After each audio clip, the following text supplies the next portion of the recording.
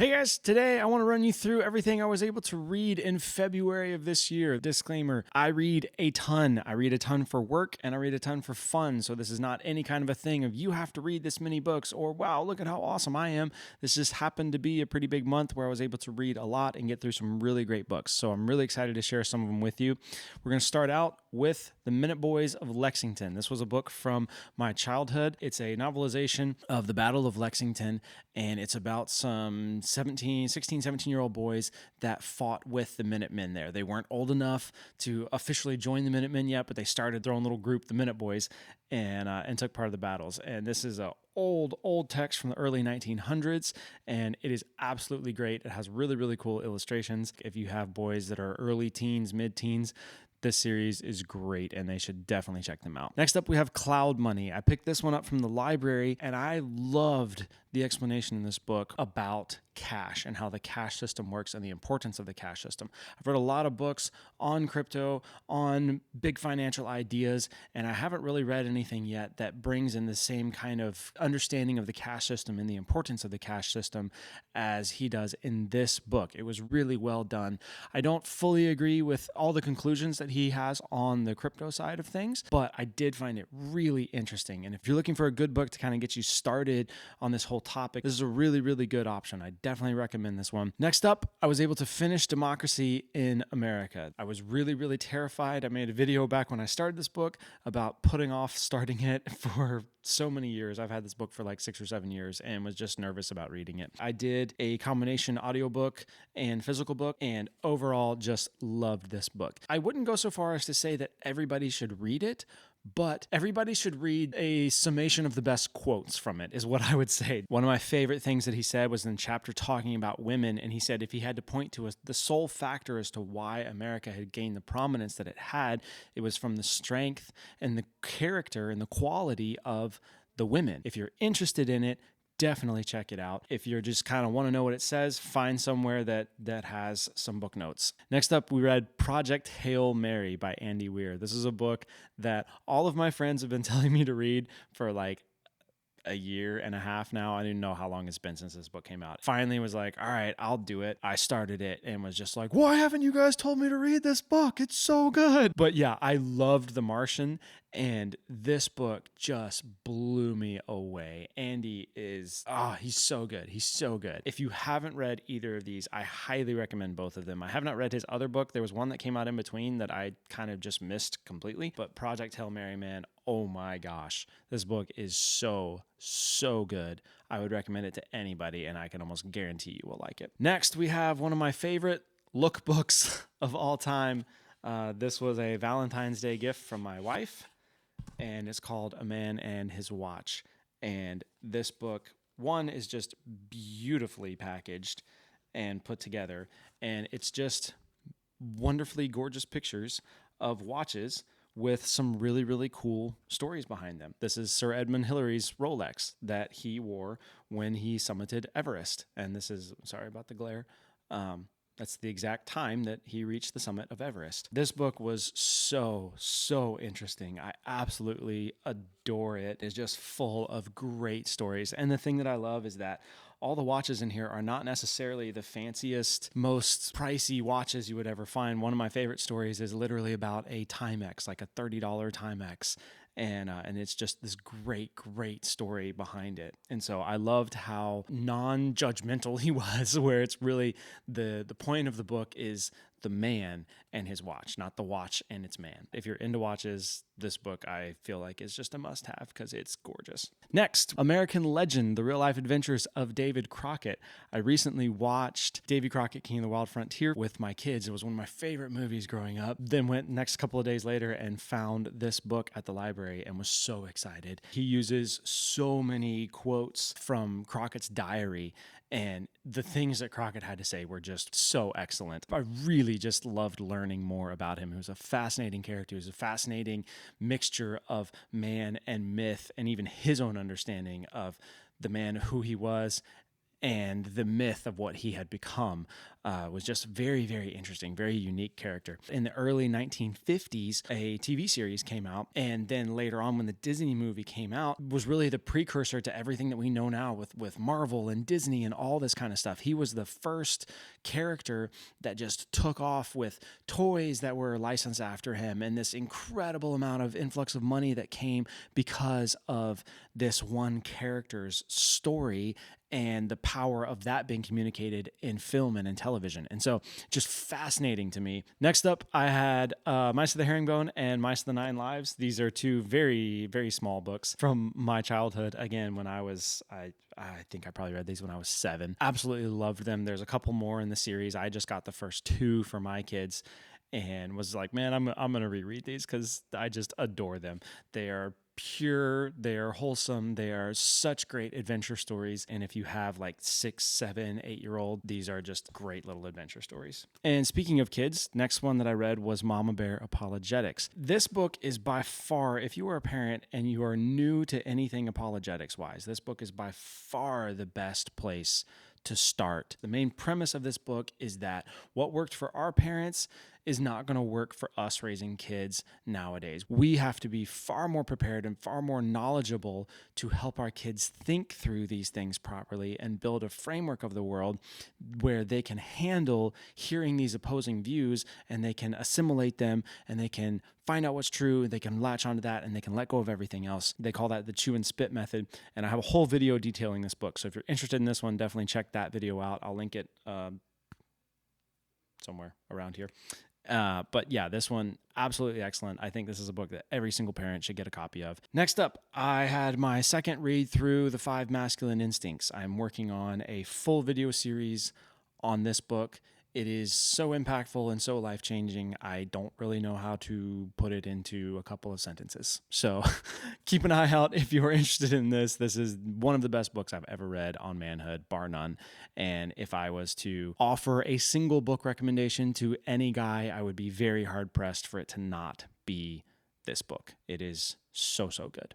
So yeah, second time through that, really digging in, really taking some notes, really trying to journal through it, really trying to understand everything that he's saying and codify everything in order to put it in some videos for you guys. So keep on the lookout for those. Next, we had a book called Red Light Therapy. I've been very interested in learning some more about the healing properties of red light and all the science behind that. And this book, while not a textbook, references a lot of textbooks. And so it gets very sciencey, but not too sciencey for not a sciencey person, if that makes sense.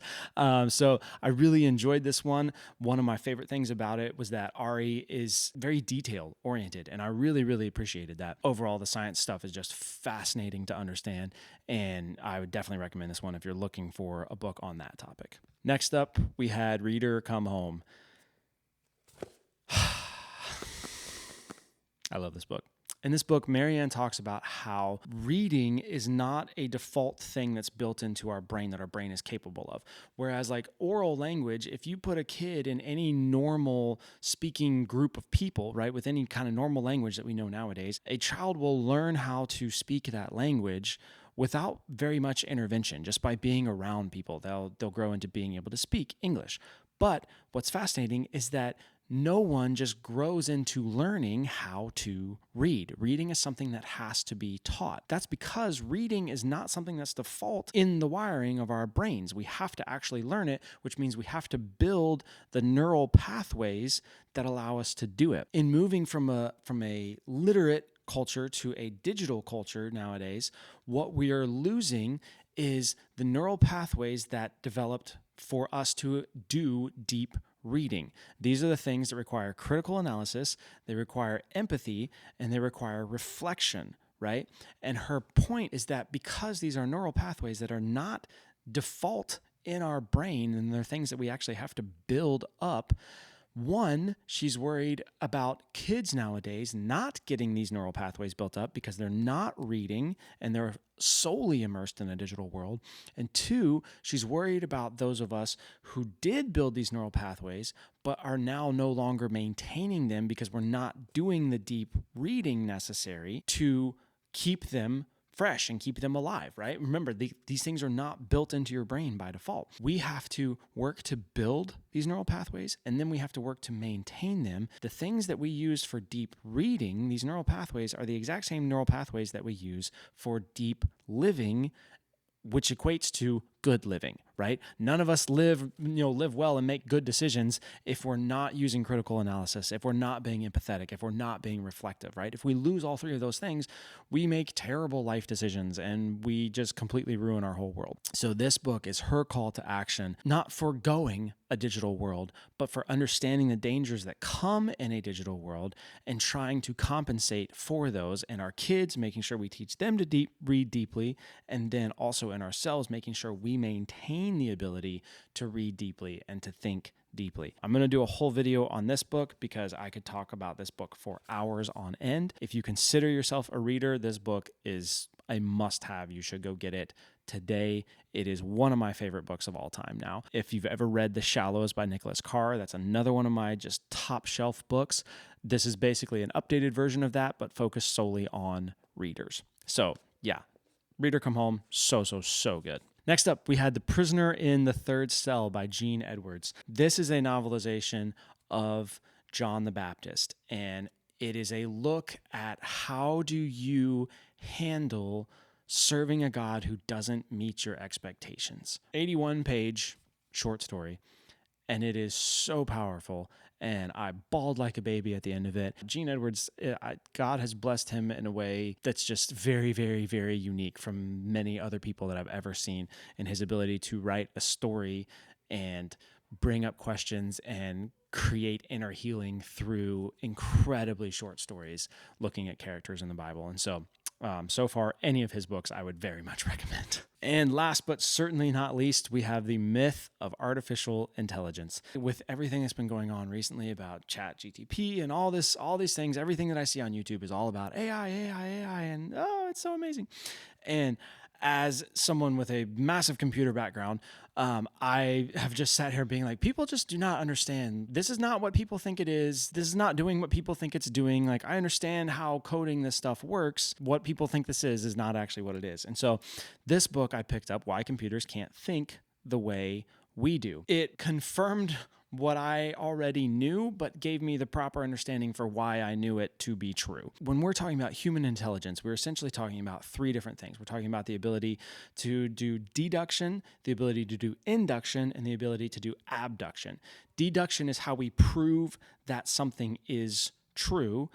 Induction is how we make a guess at something being true. We make an assumption based on data points that something is true. And then abduction is how we choose a question to try to figure out if it's true or not anyways, right? Abduction is the big picture, like, what question do I want to answer, right? And then we use induction and deduction to answer that question. The thing that he talks about in here is that really all that we've done is speed up computers' ability to do deduction and induction.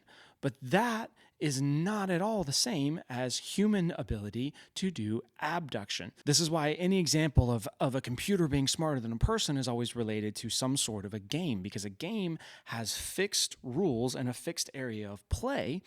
And inside of that, everything can be figured out with either deduction or induction. And we can teach a computer how to do that, and as computer speeds get faster, it can do that faster than any human can. And it can go through more options than any human can. But if we teach a computer to play chess, and then we try to get that computer to play some other game, it can't do it until we use abduction to figure out how to teach the computer to do this thing. And so this was a fascinating read. You need to be willing to put in the work to understand it, but it is understandable. He writes in a very, very readable way. And if you want to understand more about AI and the progress that we have and haven't made and what the future actually looks like with that, this is a great place to start. My favorite thing about this book and the most interesting thing to me was that at the end of it, he essentially talks about why he wrote it, which is to counter this myth of AI. And the myth of AI right now is that AI is right on the brink of reaching human intelligence and then surpassing it. And then all of our problems are going to be fixed. And what he clearly talks about is we have no clue how to even begin to program abduction into computers. And until we can do that, computers will never reach human level of understanding and therefore won't surpass us. Because we're holding on to this myth, it actually makes us as humans lazy. Because people are buying into this myth that like, oh, we're just right on the brink. And then, in just a little bit, computers are going to be smart enough that it won't matter. They'll figure out everything for us anyways. And we don't have to work that hard and we don't have to do whatever. And it stifles human ingenuity and human insight. Just such a fascinating, difficult read, but well worth it if you want to understand what's going on, what the future looks like with that, and be able to have just a more intelligent conversation with someone about this topic. There you have it. Hopefully you enjoyed that. Again, this is not a boasting thing. This is not a you need to read as much as I do thing. My goal with these videos is never to come across being, oh, look at what I read. My goal is to present tons of options for if there's something that you guys are interested in, here's a book that is a great jumping off point into learning more about that thing. So hopefully you enjoyed it. If you did, make sure you leave a like on the video. Make sure you subscribe. I have more videos coming out all the time. And yeah, I'll see you in the next one.